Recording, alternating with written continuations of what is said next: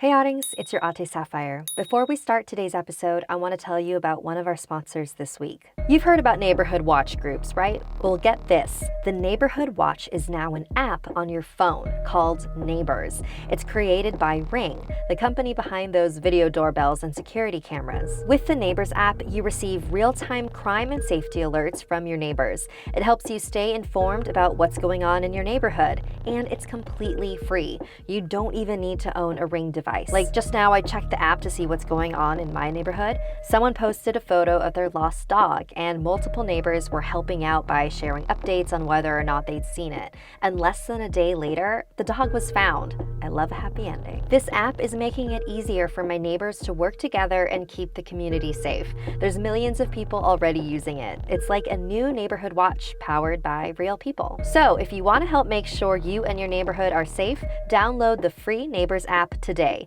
Go to ring.com/scary to download from iOS or Android app stores. And now, back to the show. Hey, I'm Sapphire. Want to hear something scary? The Pocong. This story is based on an urban legend from Indonesia. There once was a young girl named Imelda. Every day after school, she had to attend religious classes, but the only way there was to go through a thick forest. Neither the sun nor the moon could shine through the densely packed trees, and since no one else in her class lived in her neighborhood, she always had to walk there and back completely alone. The first couple of times was nerve-wracking, but after a few weeks, she had grown used to the darkness and had her way home memorized. One night after class, she was headed home on her usual path, guided by her flashlight. She heard a rustling behind her, but she ignored it. She had memorized all the sounds of the forest by now and knew it was just the stray cat that liked to roam in the area. She took another couple of steps before she heard a thump. That was a new sound.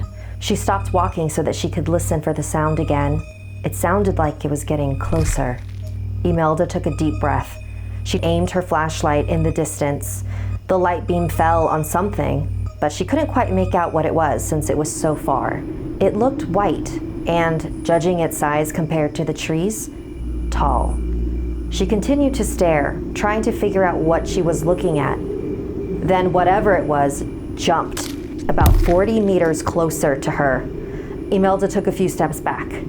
How did it jump so far so quickly? Then it jumped again. It was now right in front of her, and there was no longer any doubt in Imelda's mind what she was looking at. It was a decaying corpse, wrapped in a white shroud, bound at the top of its head, its neck, and its feet. Its withered, pale green face was the only thing exposed. It had 2 deep holes where eyes should have been. Imelda screamed and ran in the other direction. She knew the forest well and decided to take a different path back home to try and lose this figure following her. She squeezed her small frame through a very dense section of trees and crawled through the other side to her neighborhood. She looked behind her briefly to see if it was still behind her, but she couldn't see it. When she got to her house, she ran up to her mother. "Mom, something was following me in the forest. It was wrapped in white and it looked dead." Her mother had an eager look on her face. "Did you hug it?" Imelda stared back at her mother in complete disbelief. "Why would I do that? I never want to touch that thing. I don't want to see it ever again." Imelda burst into tears. "You were lucky enough to see a pocong," her mother explained. In Muslim burials, a dead body is wrapped in a white shroud and tied at 3 spots: above the head, on the neck, and at the feet. After 40 days, the body is unwrapped so the soul can be freed.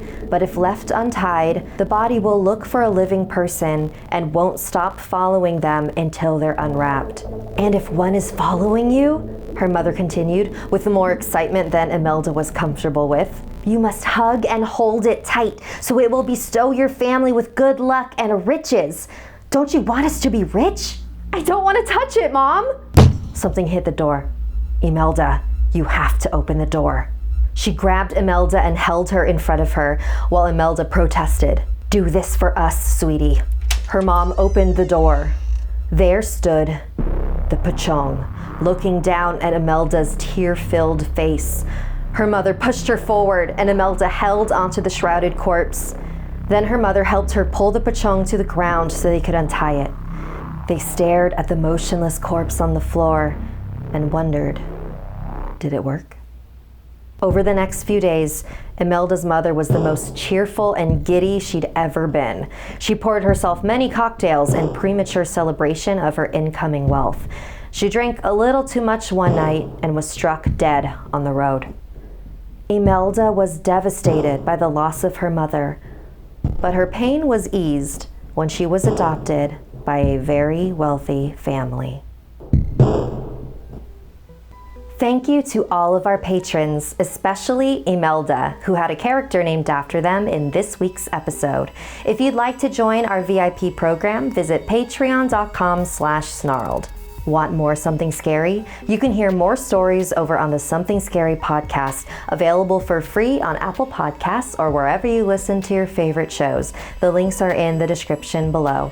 If you'd like to submit a story, send me an email at somethingscary@snarled.com. Like and share this video if it gave you the chills. And don't forget to subscribe to Snarled and turn on the bell for notifications.